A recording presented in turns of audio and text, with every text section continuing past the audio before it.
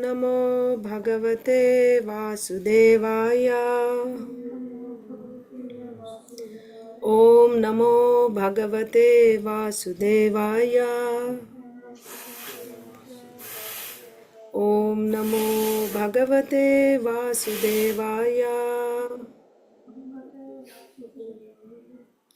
Narayanam Namaskritya Naram Chaiva Narottamam Devim Saraswatim Vyasam Tato Jayam Mudirayet Nashtaprayeshva Bhadreshu Nityam Bhagavata Sevaya Bhagavatyuttama Shloke Bhaktir Bhavati Naishtiki Namo Vishnu Padaya Krishna Preshtaya Bhutale Shrimate Bhakti Vedanta Swamin Niti Namine Namaste Saraswate Deve Gauravani Pracharine Nirvishesha Shunyavadi Paschatya Deshatarine Jaya Sri Krishna Chaitanya Prabhu Nityananda Sri Advaita Gadadhara Srivasadi Gaura Bhakta Vrinda Hare Krishna Krishna Krishna Hare Hare Hare Rama Rama Rama Hare Hare. Granth-raj Srimad Bhagavatam ki jai. Shri Krsna Book ki jai. Srila Prabhupada ki jai. Samaveta Gaur Bhakta-vrinda ki jai. Hare Krishna, dear devotees. Welcome to today's Krishna Book. We are reading from the 10th canto of Srimad Bhagavatam, Krsna Book. So in our last session, we read about the childhood pastimes of Krishna and Balaram.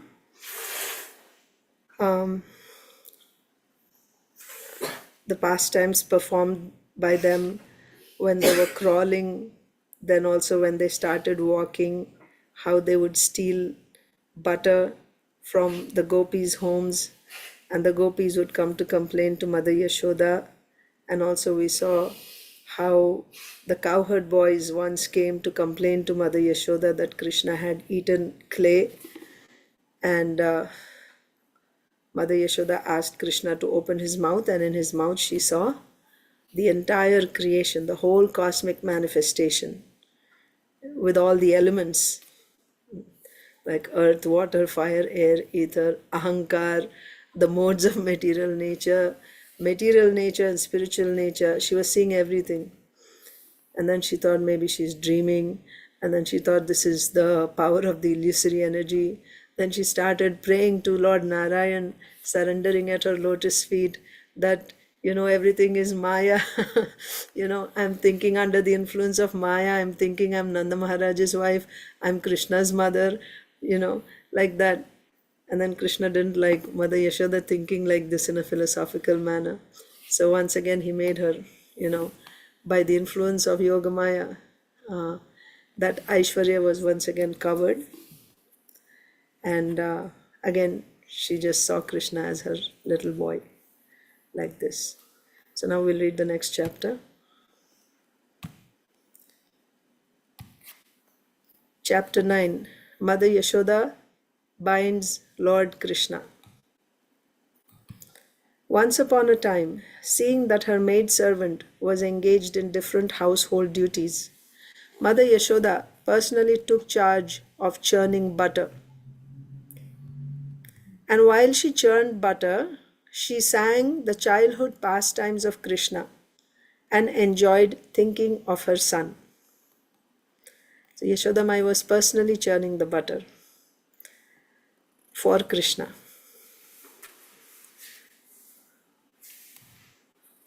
And actually I heard in a lecture that, before this we heard how the gopis were coming and complaining to Yasodamayi that Krishna is coming to our home and stealing butter. So Yasodamayi felt that why is Krishna going to others' homes? Maybe the butter that is churned in our house is not good enough for him, so he's going to others' homes. I will personally churn butter for my Krishna, like that.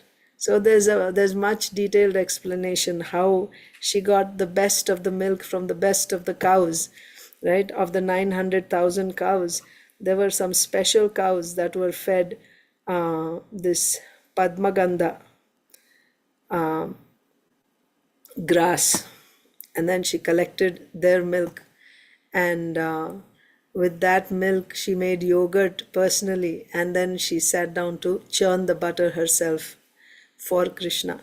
And while she's churning, she's thinking of the pastimes of Krishna. She's singing of the pastimes of Krishna, and she's churning. The end of her sari was tightly wrapped while she churned, right? Like you tie it around your waist. So it was tightly wrapped while she churned. And on account of her intense love for her son, milk automatically dripped from her breasts, which moved as she labored very hard, churning with two hands. The bangles and bracelets on her hands tinkled as they touched each other, and her earrings and breasts shook. There were drops of perspiration on her face, and the flower garland which was on her head scattered here and there. Before this picturesque sight, Lord Krishna appeared as a child. He felt hungry, and to increase his mother's love, he wanted her to stop churning. See, she is feeling love for Krishna, that is why her love was coming out in the form of milk. And Krishna is hungry for the love of his devotee. So Krishna came to accept her love. So he wanted her to stop churning. He indicated that her first business was to let him suck her breast, and then she could churn butter later. Mother Yasoda took her son on her lap and pushed the nipple of her breast into his mouth. And while Krishna was sucking the milk, she was smiling, enjoying the beauty of her child's face. Suddenly, the milk which was on the stove began to boil over. So this was the same milk with which she was going to make yogurt, and then she was going to churn it into butter for Krishna. That special milk. So that milk, all of a sudden she realized that it was boiling over. Just to stop the milk from spilling, Mother Yasoda at once put Krishna aside and went to the stove. Left in that state by his mother, Krishna became very angry, and his lips and eyes became red in rage.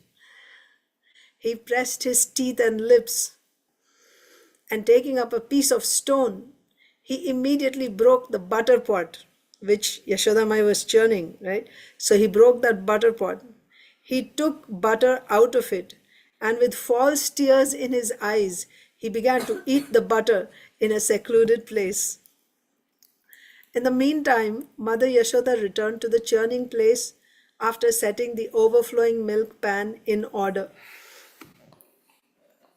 Actually, this pastime is also explained further about this milk, because everything is conscious in the spiritual world. Even milk is conscious. Milk is a person.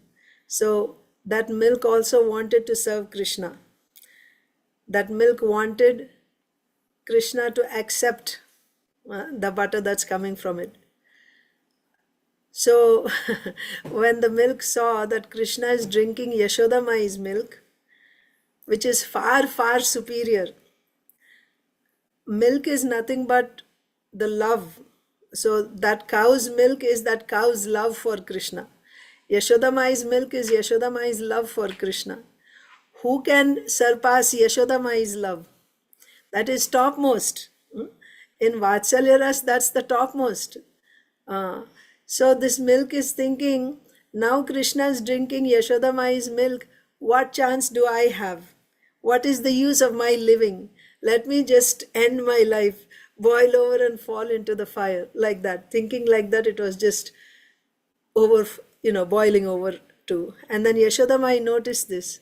So she wanted to protect that. So immediately she went and she took care of that milk.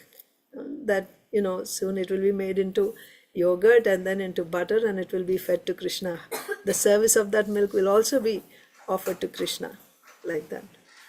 So when Yasodamayi put Krishna aside, even that was not because she was going away from his service. That was also meant for Krishna's service, rather to serve Krishna's devotee, for Krishna's pleasure.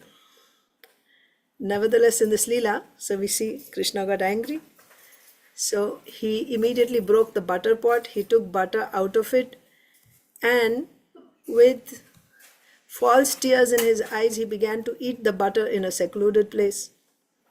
In the meantime, Mother Yashoda returned to the churning place after setting the overflowing milk pan in order.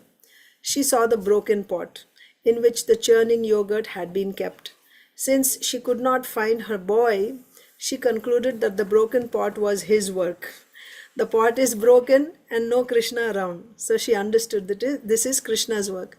She smiled as she thought, the child is very clever. After breaking the pot, he has left this place fearing punishment. He was a little boy, right? But he understood that now I broke the pot, I'm going to be punished, so he left the place. So Yasodamayi is smiling, thinking the boy is very clever. After she sought all over, she was looking for him everywhere, she found her son sitting on a big wooden grinding mortar, which was kept upside down. He was taking butter from a pot which was hanging from the... So this was... He took this butter and broke and he went away.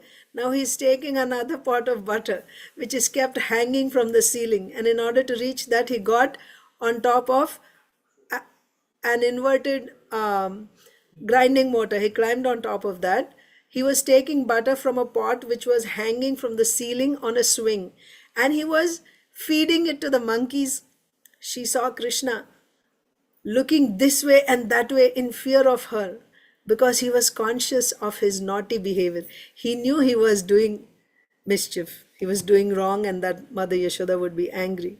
That's why he was afraid that, is she coming? So he was looking here and there while he was taking that butter and feeding to the monkeys. After seeing her son so engaged, she very silently approached him from behind.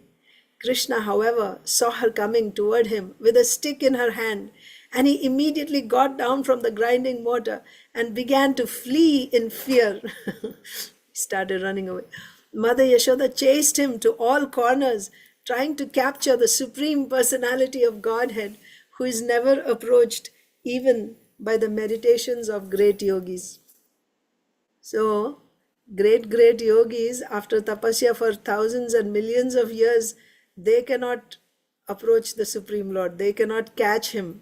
They cannot bind him in their heart. And Yasodamayi is trying to bind Krishna, catch Krishna by running after him with a stick in her hand. In other words, the Supreme Personality of Godhead, Krishna, is never caught by the yogis and speculators. The Supreme Personality of Godhead, Krishna, who is never caught by the yogis and speculators, was playing just like a little child for such a great devotee as Mother Yashoda. Mother Yashoda, however, could not easily catch the fast-running child because of her thin waist and heavy body. Still, she tried to follow him as fast as possible. Her hair loosened and the flowers in her hair fell to the ground. Although she was tired, she somehow reached her naughty child and captured him. When he was caught, Krishna was almost on the point of crying. He was scared, so he was almost on the point of crying. He smeared his hands over his eyes, which were anointed with black eye cosmetics, kajal. The child saw his mother's face while she stood over him, and his eyes became restless from fear. Mother Yashoda could understand that Krishna was unnecessarily afraid, and for his benefit, she wanted to allay his fears. Small boy, he's so fearful, this is not good for him. Right? He's afraid because she was holding a stick. So Yasodamayi felt that, oh, this is not good that he's so afraid. Being the topmost well-wisher of her child, Mother Yashoda thought, if the child is too fearful of me, I don't know what will happen to him. Mother Yashoda then threw away her stick. In order to punish him, she thought to bind his hands with some ropes. She did not know it, but it was actually impossible for her to bind the Supreme Personality of Godhead. Mother Yashoda was thinking that Krishna was her tiny child. She did not know that the child had no limitation. Right? She's thinking, he's just a small boy. How much rope do I need to tie my little boy's hands? Small boy. But she didn't realize Krishna is all-pervasive. He has no limits. Right? He's Vibhu. Vibhu means infinite. Can you tie the infinite? She didn't know that. She didn't realize that. that her child had no limitation. There is no inside or outside of him. When is there inside and outside? When there is a boundary, isn't it? When there is a boundary, then there is inside of that boundary and outside of that boundary. So any size which is in between Anu and Vibhu. Anu means the living entity. It's the smallest of all things. Anu. It cannot be made small any further. That's the smallest. That is why you cannot cut it. It is the smallest. That means you cannot cut it, and therefore it won't have any form also. A spirit soul has no form, hands, legs, nothing, just like a point. When you have a point, can you give the measurements of a point in geometry? Can you say what is the width, what is the length, what is the height? No. The point has no dimensions. The spirit soul is smaller than the point. It's Anu. It is so small. If you say it has hands and legs, that means you can cut the hands and legs. So it does not, it's so small. It's just a tiny, tiny, tiny particle, but it is spirit spark, spiritual spark. And the opposite, the supreme absolute truth is Vibhu. He's infinitely big. He's infinite. And the spiritual spark is, this living entity is infinitesimal. That means infinitely small. And the Lord is infinitely big. Anything in between these two sizes is measurable.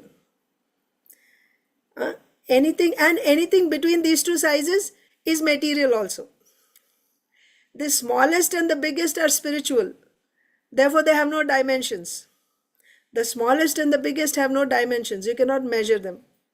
Anything in between these two can be measured, and they are material. So then there is inside and outside, and dimensions and everything else will come. Madhyama Akar. There is Vibhu, Anu, and in between is Madhyama Akar. So whatever you find within this material creation is Madhyama Akar, in between material. But you may say with Kṛṣna, in Kṛṣna's case, but we see Kṛṣna is a small boy relative to Yasodamayi. He's like this big, and we can measure his face and his hands and legs. We make dresses for the Lord. There's a measurement. We measure and we make. How you are saying he's Vibhu? And also there's measurements of the Supreme Personality of Godhead given also.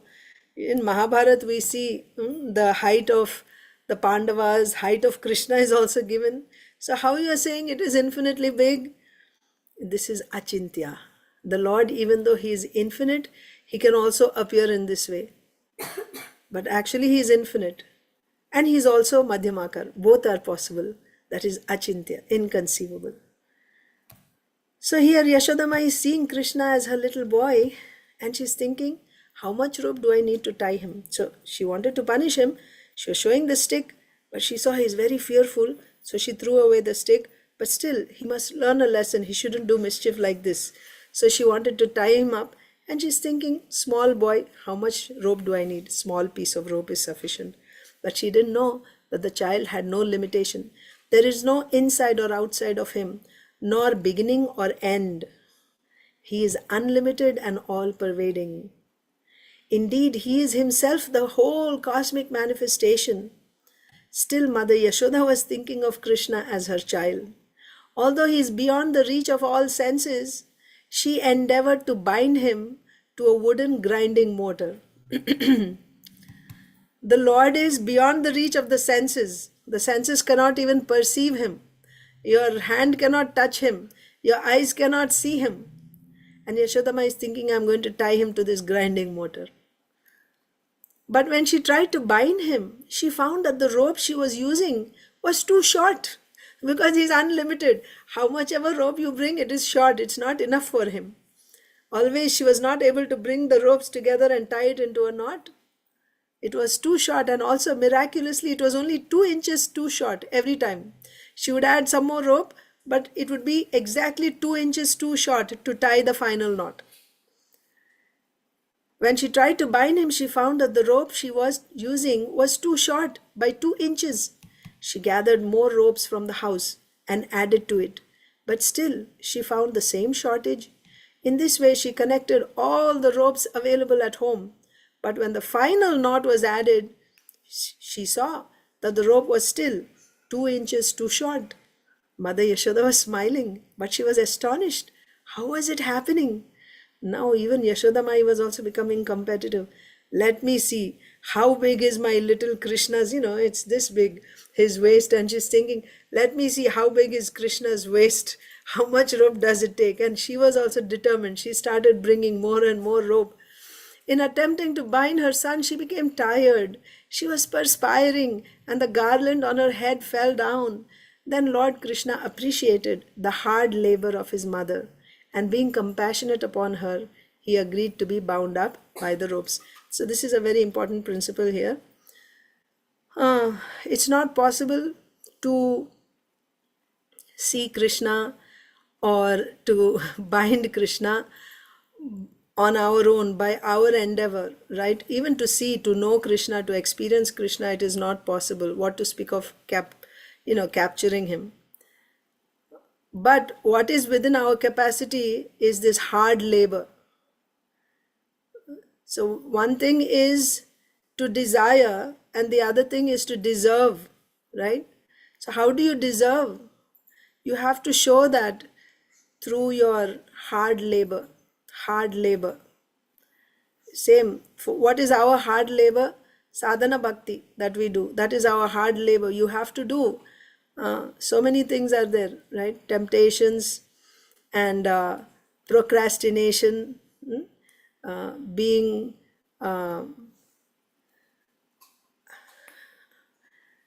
lazy to perform devotional service. So overcoming these things, being determined and working hard to perform sadhana bhakti, we attract Krishna's mercy. When we attract Krishna's mercy, when Krishna is pleased by our hard labor, then he allows himself to be seen or experienced by the devotee. Otherwise, without hard labor, there is no chance. Because it is through hard labor you are attracting Krishna's attention. But at the same time, it is not like the jnanis and yogis. They also do hard labor. They control their senses, their minds, and they study, so many things. Nishkama karma yoga they do. So they are also working hard. But there, they are doing that, and by their effort, they are conquering, right? In bhakti, it is not like that. However hard we work, by that hard labor, we cannot conquer Krishna. By that hard labor, when Krishna becomes pleased, he gives himself to us. Bhakti is always, we are at the receiving end. It's not like we are claiming something or we are capturing something. That's the difference between other sadhanas and bhakti. In bhakti, we are always receivers. We are always beggars. So that is very nicely demonstrated in this pastime. Yasodamayi wanted to bind Krishna, but she was not able to bind him, however hard she tried. But seeing her hard labor, when Krishna became compassionate upon her and he agreed to be bound up by her, then she was able to bind him. So these are these two fingers too short. These two fingers represent, first finger is the hard labor on part of the devotee. The second finger is Krishna's mercy, Krishna's compassion. By his compassion, when he reveals himself, then we can realize him. So he agreed, being compassionate upon her, Krishna agreed to be bound up by the ropes. Krishna, playing as a human child in the house of Mother Yasoda, was performing his own selected pastimes. Of course, no one can control the Supreme Personality of Godhead. The pure devotee surrenders himself unto the lotus feet of the Lord, who may either protect or vanquish the devotee. The position of the devotee is he works very hard, but it's not that because I worked so hard now, I deserve it. You have to give me the result. It's not like that. The devotee is always, he gives his 100% to Krishna, and then he puts himself at the mercy of the Lord. This is called Sharanagati, surrender, right? Mare Krishna, rakhe Krishna, mare ke. If Krishna wants to keep me, he can keep me. If he wants to kill me, he can kill me. He can do with me whatever he likes. I'm completely at his mercy. This is surrender. But nevertheless, just because I'm surrendering, now I'm not going to work hard. No, he will work very, very hard, right? He'll give his 100%. But anya abhilashita shunyam, no other desire save and except Krishna's pleasure. So the pure devotee surrenders himself unto the lotus feet of the Lord, who may either protect or vanquish the devotee. But for his part, the devotee never forgets his own position of surrender. Similarly, the Lord also feels transcendental pleasure by submitting himself to the protection of the devotee. When a devotee comes to this level of devotional service of bhakti, where he is completely surrendering himself to Krishna and is depending on Krishna and offering his everything to Krishna, how does Krishna reciprocate? Krishna puts himself also in that devotee's hand. Deity worship is a good example of that. The Lord puts himself in the hands of his devotee, the pujari who is worshipping. So if the devotee feeds him, he will eat. If the devotee does not feed, then he's hungry, like a small baby. So the Lord is also reciprocating with the devotee in that way. So when the devotee surrenders himself to Krishna completely, Krishna also puts himself in the hands of the devotee. He submits himself to that devotee. This is the sweet relationship between the Lord and his pure devotee. Pure devotee. We should not imitate that, but we should understand the principle.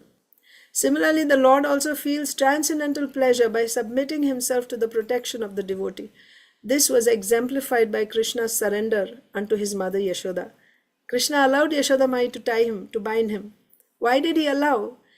Because he was reciprocating with her surrender, right? She was working so hard, and seeing this, seeing her love, and also why she wanted to tie him, because she was going to be busy in household duties. She didn't want Krishna to get into any trouble while she was busy doing something else. So she wanted to tie him up, because he was just being, very restless, going everywhere, doing, he can get into some trouble. So she wanted to tie him. So this, the pleasure that the Lord receives by submitting himself to the protection of the devotee is exemplified in this pastime. Krishna is the supreme bestower of all kinds of liberation to his devotees. All kinds of liberation. 5 liberations. Sayujya, Samipya, Sarupya, Salokya, Sharshti. Sayujya Mukti means to go and merge into. Merge means you go and enter into that. That's what it means, merging. The spirit soul goes and enters into the form of the Lord or into the Brahman effulgence. That's Sayujya Mukti. Then there is no relationship, no activity, you're just staying there eternally. Sarupya means you get the same form as the Lord. Samipya means you are in the proximity of the Lord, right? You're nearby the Lord. But that doesn't mean just because you get Samipya Mukti doesn't mean now you are a close associate of the Lord, you have a relationship with the Lord. It's not necessary like that. Liberation, generally, Mukti means you transcend the modes of material nature, you live eternally, but that does not mean you get devotional service. Liberation does not necessitate bhakti. Even, the Ashtanga yogis can get liberation. Even the the demons who hate Krishna, when they get killed by Krishna, they also get liberation. That doesn't mean they get a loving relationship with Krishna.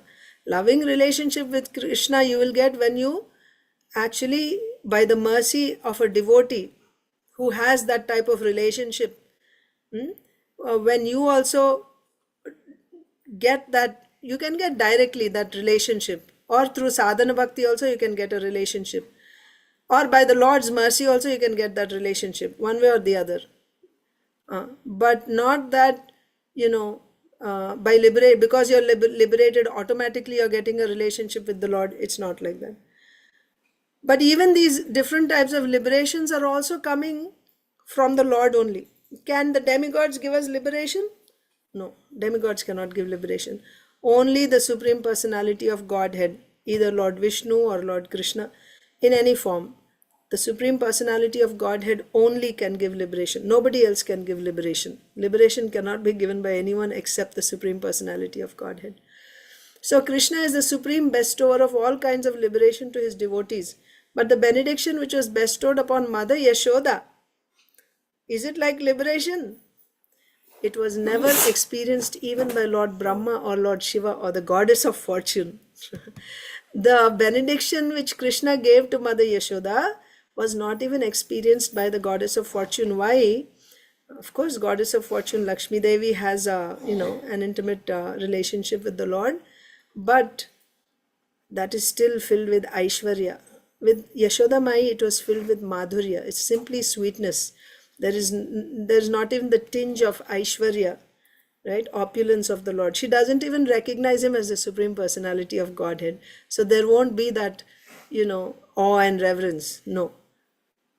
So the benediction that Yasodamayi received, even Lakshmi Devi didn't receive. Then what to speak of Lord Brahma and Lord Shiva? The Supreme Personality of Godhead, who is known as the son of Yasoda and Nanda Maharaj, is never so completely known to the yogis and speculators. The yogis and speculators are also aspiring for absolute truth through their particular sadhanas. Yogis are following Ashtanga Yoga, jnanis are following Jnana Yoga, Jnana Marga, and they are also aiming for the absolute truth. But do they realize the Supreme Personality of Godhead the way Nanda and Yasoda realized? No. He is never so completely known. That is why Brahman realization, Paramatma realization is partial realization. And even when we talk about the realization of Nanda Maharaj and Yasodamayi, it is not even simply just realizing Bhagavan. Because again in Bhagavan, you have so many expansions of the Lord. In Vaikuntha, there are many Narayana forms. And again, if you come to Krishna Loka, you have Dwarka Krishna, right? Vasudeva Krishna.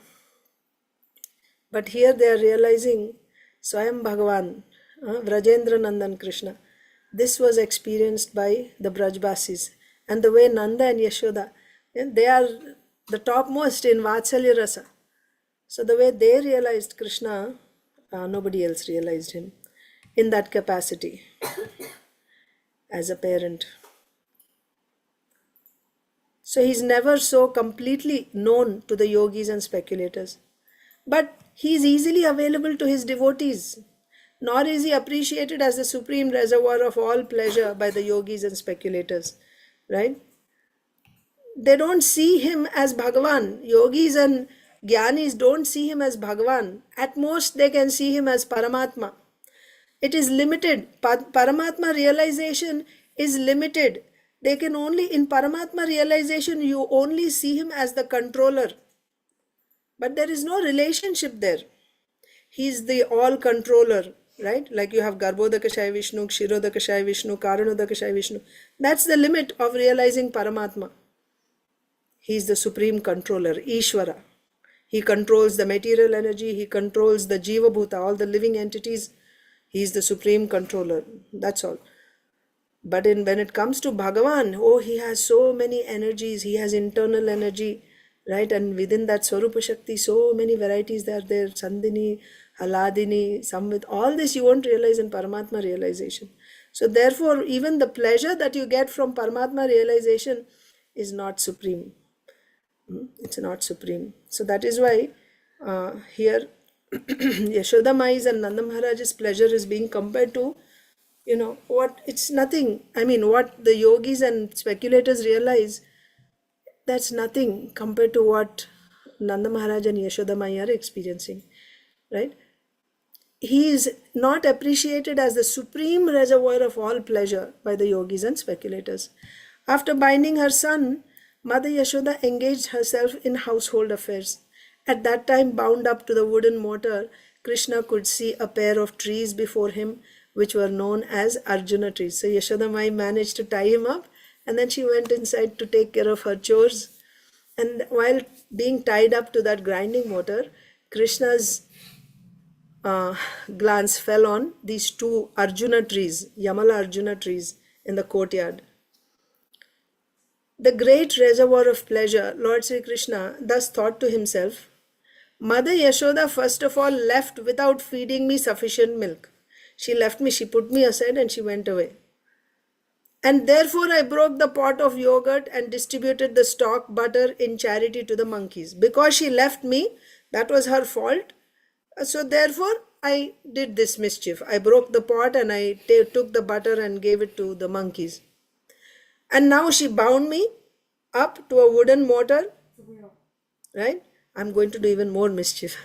So I shall do something more mischievous than before. And thus he thought of pulling down the two very tall Arjuna trees. There is a history behind the pair of Arjuna trees.